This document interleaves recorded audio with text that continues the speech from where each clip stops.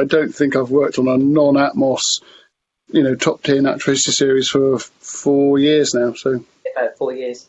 I think from Fredi's point of view, he needs to be satisfied that it's adding to the end result if it needs to or if it can. But also, a lot of new technologies sometimes tend to get in the way, and so it's like, we can't do this because we're using this system or that system.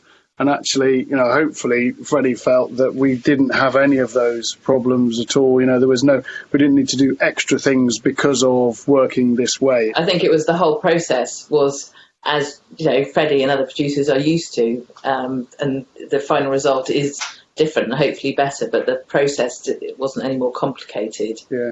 And obviously, it got what producers wanted to hear, which is the most important thing.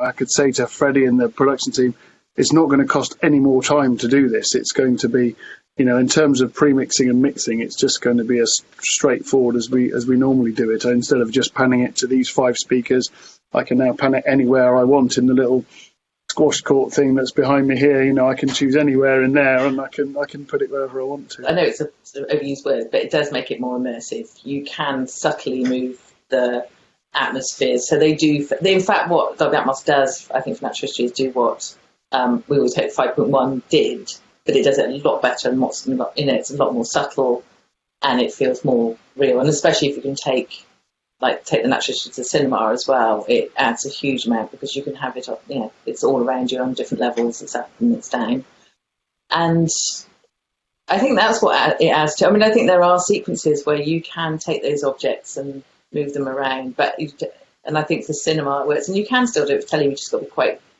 I mean, Graham will know how much you actually use when you're doing it for TV.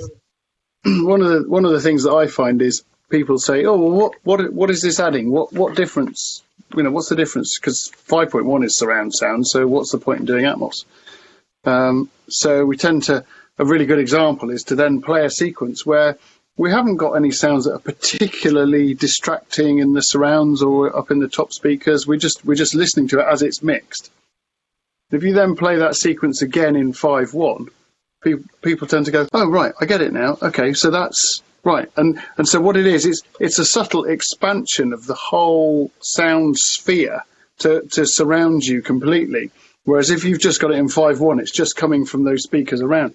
You might not actually be able to pinpoint the difference, but it sounds a lot better and a lot more around you, and you feel like you're really in it when you're listening in the Atmos environment. When you listen to the collapsed down 5.1 from a Dolby Atmos mix, you get a lot more. You still get remnants of that surround mix more than you did if you mixed it in 5.1 in the first place.